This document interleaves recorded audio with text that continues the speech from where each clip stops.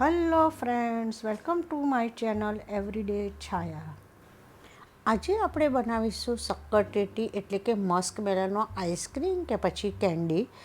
ઉનાળામાં આ Musk melon ખૂબ જ સરસ મળતું હોય છે અને તે હેલ્થ માટે પણ ખૂબ સરસ છે, પરંતુ બધાને એનો ટેસ્ટ ભાવતો હોતો નથી.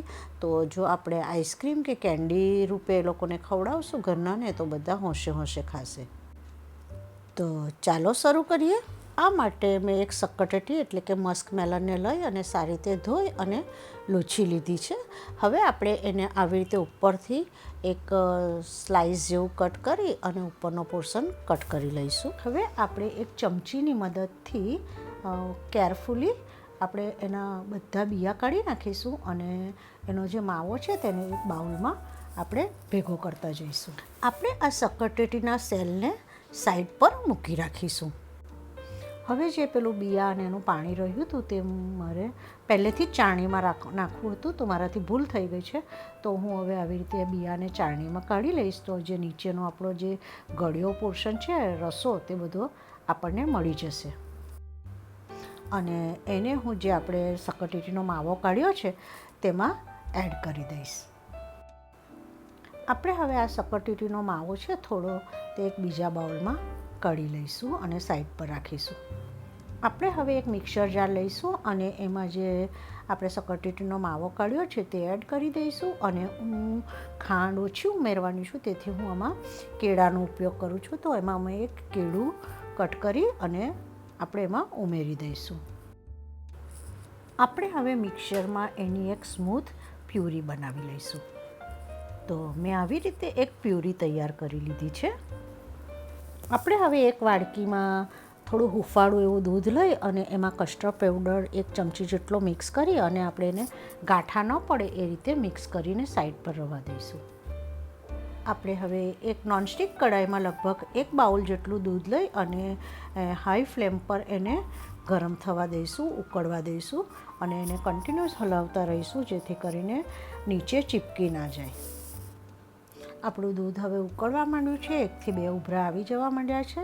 તો હવે આપણે ગેસની ફ્લેમને સ્લો કરી દઈશું અને જે આપણે કસ્ટર્ડ પાવડરવાળું દૂધ રાખ્યું હતું તે એમાં ધીરે ધીરે એડ કરી દઈશું અને એને કન્ટિન્યુઅસ આપણે હલાવતા રહીશું, જેથી અંદર ચીપકી પણ ન જાય અને અંદર ગાંઠા પણ ના પડે. આપણે એને કન્ટિન્યુઅસ હલાવતા રહીશું અને જેથી લગભગ 2 થી 3 મિનિટમાં જ એ થોડું ઘટ્ટું થવા માંડશે. ત્યારે આપણે એમાં જે મિલ્ક પાવડર આવે છે, 10 રૂપિયાનું અમૂલનું પેકેટ આવે છે, તે હું એમાં એડ કરી દઈશ. થોડું દૂધમાં વાડકીમાં એડ કરી મિલ્ક પાવડરમાં મિક્સ કરી અને એમાં આપણે એને એડ કરી દઈશું અને આપણે એને કન્ટિન્યુઅસ હલાવતા રહીશું. આ મિલ્ક પાવડર એડ કરવાથી આઈસ્ક્રીમમાં ક્રીમી ટેક્સચર મળશે આપણને. હવે આપણે એમાં સુગર એડ કરી દઈશું. મેં એમાં 1 ચમચી જેટલી ખાંડ ઉમેરી છે. તમે તમારા જેટલું ગળ્યું ખાતા હોય એ રીતે એડ કરવી. આપણું દૂધ હવે ઘાડું થઈ ગયું છે, તો હવે આપણે ગેસ બંધ કરી એને ઠંડુ થવા દઈશું. હવે આપણું દૂધ ઠંડુ થઈ ગયું છે, તો આપણે એમાં જે મિક્સરમાં આપણે એનો જે પલ્પ કર્યો હતો તેને આપણે એમાં એડ કરી દઈશું અને સારી રીતે હલાવી રાખીશું. હવે આપણે જે થોડો શક્કરટેટીનો માવો આપણે બહાર રાખ્યો હતો તે એડ કરીશું અને મેં અહીં એક કેળાને નાનું નાનું કટ કરી લીધું છે, એક થોડી ગ્રેપ્સને પણ કટ કરી લીધી છે અને હું એમાં એ એડ કરી દઈશ. કારણ કે મેં ખાંડ 1 જ ચમચી નાખી છે, તેથી હું ફરીથી આમાં કેળુંને કટ કરીને એડ કરીશ. અને કેળું અને ગ્રેપ્સ નાખવું એકદમ ઓપ્શનલ છે, તમે એની જગ્યાએ ડ્રાયફ્રૂટ્સ પણ એડ કરી શકો. અને હવે આપણે એને બરાબર મિક્સ કરી લઈશું. આપણું મિક્સર બરાબર ઠંડુ થઈ ગયું છે. આપણે હવે શક્કરટેટીના જે સેલ છે તેમાં બધું મિક્સર ભરી દઈશું. મેં નીચે એક બાઉલ જેવું રાખ્યું છે, જેથી શક્કરટેટી હલે નહીં. અને ઉપર આપણે જે પહેલાં સ્લાઇસ કાપી હતી તે ઉપર મૂકી અને આપણે એને બરાબર બંધ કરી દઈશું અને એને આપણે ફ્રીઝરમાં લગભગ 6 થી 7 કલાક માટે ફ્રીઝ થવા માટે મૂકી રાખીશું.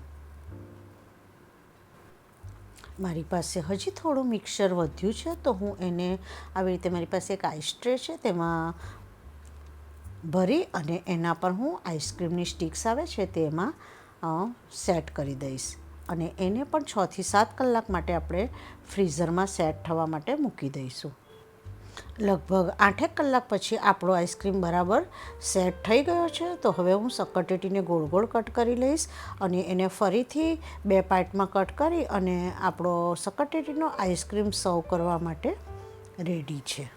હવે આપણે જે કુલ્ફી રૂપે સેટ થવા માટે મૂક્યું હતું તે ટ્રેને બહાર કાઢી લઈશું અને થોડું નીચે પાણીની ડીશમાં એને મૂકીશું.